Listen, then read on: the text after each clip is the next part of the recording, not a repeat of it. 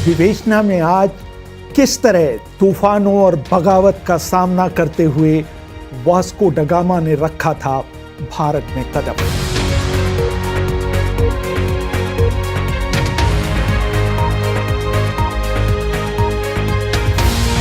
अभिवादन स्वीकार करिए रेहान फजल का। जब कोलंबस भारत की खोज करते करते अमेरिका पहुंच गए तो उनकी देखा देखी पुर्तगाल के राजा जॉन द्वितीय ने जल मार्ग के जरिए केप ऑफ गुड होप होकर भारत पहुंचने का बीड़ा उठाया।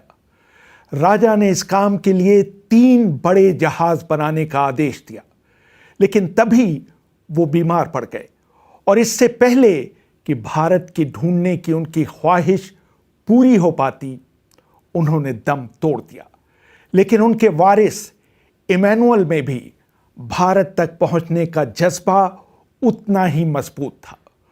उन्होंने इस मुहिम के कमांडर के तौर पर वास्को ड गामा को चुना।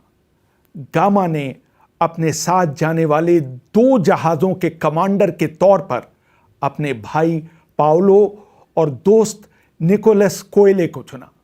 सन 1497 को 25 मार्च रविवार की एक सुबह लिस्बन की सड़कों पर लोगों का हजूम निकल आया था। उस दिन कुछ बड़ा, कुछ असामान्य होने वाला था। एक चौक में स्थित गिरजाघर में अपने मंत्रियों से घिरे पुर्तगाल के राजा और रानी बैठे हुए थे। उनके सामने एक पर्दा लगा हुआ था। गिरजाघर के बिशप वास्को ड गामा के अभियान के लिए विशेष प्रार्थना कर रहे थे। जैसे ही प्रार्थना समाप्त हुई, पुर्तगाल के राजा इमैनुअल पर्दे से बाहर आए। तीनों जहाज़ों के कमांडरों ने घुटने के बल बैठकर उनका अभिवादन किया। जैसे ही जहाज़ ने बंदरगाह छोड़ा, वहां मौजूद लोगों ने हाथ हिला हिलाकर वास्को ड गामा का अभिवादन किया। जवाब में डेक पर खड़े गामा और उनके साथियों ने भी हाथ हिलाए।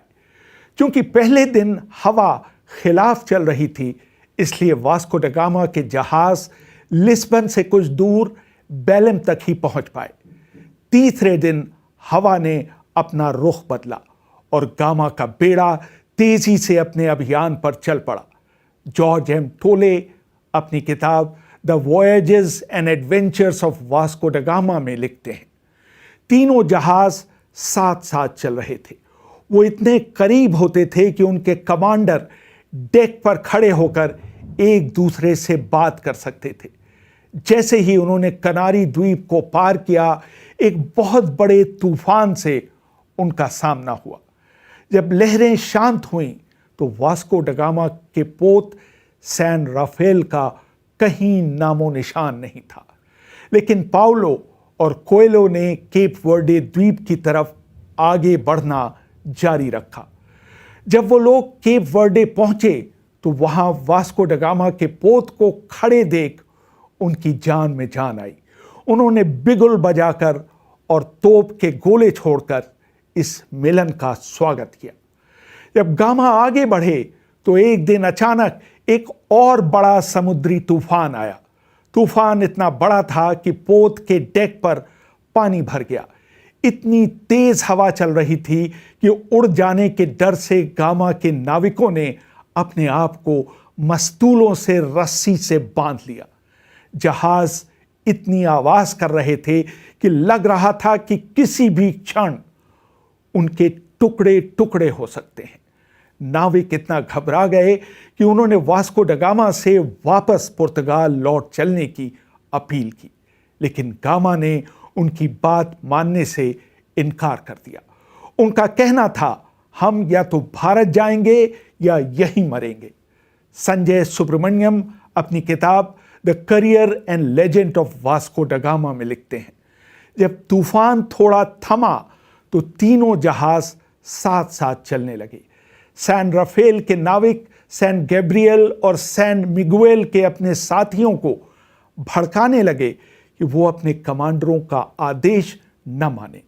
वास्को ने इस विद्रोह को कुचलने के लिए सभी विद्रोहियों को बंदी बना लिया और कहा कि जब तक वो वापस पुर्तगाल नहीं पहुंच जाते उन्हें जंजीरों और बेड़ियों से बांध कर रखा जाएगा। वास्को के इस कदम ने विद्रोह को पूरी तरह से कुचल दिया। इस तूफान ने तीनों जहाजों को बहुत नुकसान पहुंचाया था। उनमें कई जगह छेद हो गए थे। जहाज पर पीने के पानी की बहुत कमी हो गई थी और रसोइयों को खाना बनाने के लिए समुद्र के पानी का इस्तेमाल करना पड़ रहा था। इसके 10 दिनों बाद वास्को का बेड़ा एक नदी के मुहाने पर पहुंचा। यहां पर वास्को ने बेड़ा डालने का फैसला किया। तीनों जहाजों का बारीकी से मुआयना किया गया। पता चला कि सेंट मिगुएल अब आगे जाने की स्थिति में नहीं है, इसलिए उसे वहीं छोड़कर उसके नाविकों को बाकी 2 जहाजों में शिफ्ट किया गया। मार्च के अंत में वास्को ने मोजाम्बिक के बंदरगाह पर लंगर डाला, लेकिन वहां के शेख के विरोधी रवैये को देखते हुए वास्को ड गामा ने आगे बढ़ने का फैसला किया। तट के साथ चलते हुए वास्को ड गामा मेलिंदा पहुंचे, जहां के राजा और लोगों ने उनका गर्मजोशी से स्वागत किया। जब वास्को ने उनसे आगे बढ़ने की इजाजत मांगी तो राजा ने कहा कि उन्हें यहां अगले 3 महीनों तक इंतजार करना होगा, तब जाकर अनुकूल समुद्री हवाएं चलेंगी और वो भारत की तरफ बढ़ सकेंगे। वास्को ने इस समय का इस्तेमाल अपने जहाज़ों की मरम्मत करने में लगाया। जहाज़ में ताज़ा पानी की खेप लाई गई और जहाज़ों को खाने की चीज़ों, गोश्त, सब्जियों और फलों से भर दिया गया ताकि आने वाले दिनों में उनका इस्तेमाल किया जा सके। 19 दिनों के बाद एक सुबह मेलिंदा से आए एक पायलट ने गामा के सामने आकर कहा, कैप्टन, मुझे लगता है कि हम भारत के तट के बहुत नज़दीक हैं। हो सकता है कि हमें कल सुबह तक भूमि के दर्शन हो जाएं। उस रात वास्को ड गामा सो नहीं सके। जॉर्ज एम टोले लिखते हैं, सुबह तड़के वो अपने साथियों के साथ जहाज के डेक पर आ गए। उनकी निगाहें पूर्व की तरफ लगी हुई थी ताकि वो भूमि की पहली झलक पा सके। तभी लोगों का शोर सुनाई दिया, भूमि भूमि भूमि। एक क्षण बाद जहाज के पायलट ने वास्को के सामने सिर झुकाया और अपनी कांपती हुई उंगलियों से पूर्व की तरफ इशारा करते हुए कहा, कैप्टन, वो रही भारत भूमि। वहां मौजूद नाविकों की आंखों से खुशी के आंसू बहने लगे। वास्को ईश्वर को धन्यवाद देने के लिए घुटनों के बल बैठ गए। उनके साथियों ने उनका अनुसरण किया। उधर जब तट पर मौजूद लोगों ने जहाजों को लंगर डालते हुए देखा तो कुछ मछुआरे अपनी नावों में उनके पास चले आए। उन्होंने उन्हें बताया कि कालीकट वहां से 12 मील दक्षिण में है। गामा को दूर से ही कालीकट के गुंबद और मीनारें नजर आ गईं। अगले दिन जैसे ही सूरज उगा, कई नौकाओं ने गामा के 2 जहाजों को घेर लिया। वो ये जानने के लिए बहुत आतुर थे कि वो लोग कौन हैं और उनका यहां आने का मकसद क्या है। उन नौकाओं में कुछ नौकाएं मछुआरों की थी। वास्को ड गामा ने उन्हें देखते ही उनकी मछलियां खरीदने की पेशकश कर डाली। कुछ अजनबियों के कालीकट पहुंचने की खबर वहां के राजा जमोरिन तक पहुंची। कई दिनों की मंत्रणा के बाद तय हुआ कि वास्को ड गामा कालीकट के राजा जमोरिन से मिलने जाएंगे। वो उन्हें भेंट देने के लिए अपने साथ लाल कपड़ा, मखमल, पीले साटन का कपड़ा, 50 टोपियां, 50 हाथी दांत के हत्थे वाले चाकू और ब्रोकेट के कपड़े से मढ़ी हुई एक कुर्सी लेकर गए। संजय सुब्रमण्यम लिखते हैं, वास्को ड गामा ने नीले साटन का कपड़े की एक ट्यूनिक पहन रखी थी। उनकी कमर में बंधी बेल्ट से सोने के हत्थे वाली कटार लटक रही थी। उनके सिर पर नीले रंग की मखमल की टोपी थी जिसमें सफेद रंग का एक पंख लगा हुआ था। उनके आगे आगे उनके 12 गार्ड चल रहे थे।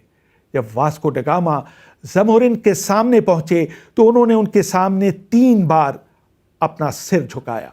ज़मोरिन ने अपने बगल में रखी कुर्सी की तरफ इशारा करते हुए गामा को उस पर बैठने के लिए कहा। फिर उनके सामने खाने के लिए अंजीर, केले और कटहल लाए गए।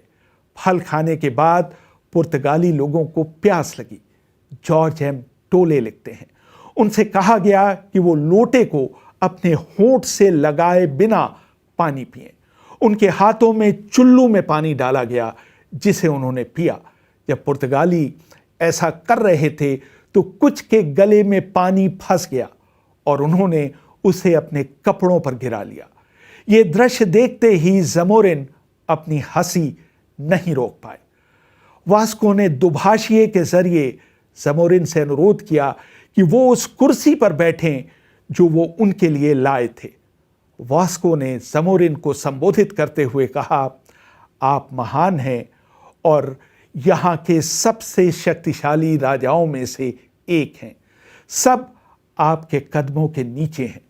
पुर्तगाल के राजा ने आपकी शान के किस्से सुने हैं और उन्होंने आपकी दोस्ती पाने के लिए मेरे जरिए संदेश भेजा है। ज़मोरिन ने इसका जवाब देते हुए कहा, आपको यहाँ से वो सारे सामान ले जाने की अनुमति है जिसके लिए आप यहाँ आए हैं। आपके लोग शहर के बीच जाकर अपना मनोरंजन कर सकते हैं, उनको किसी तरह से तंग नहीं किया जाएगा। उसके बाद ज़मोरिन ने वास्को ड गामा से कई सवाल पूछे, जैसे पुर्तगाल यहाँ से कितनी दूर है, उनका देश कितना बड़ा है, वहाँ क्या क्या पैदा होता है, उनके पास कितने जहाज हैं और उनकी सेना कितनी बड़ी है। वास्को ड गामा ने उनके सभी सवालों के जवाब दिए। कालीकट में कुछ महीने रहने के बाद नवंबर 1498 में वास्को ड गामा ने वापस पुर्तगाल का रुख किया। तब तक वास्को को पुर्तगाल छोड़े 19 महीने बीत चुके थे। कालीकट से गामा गोवा गए।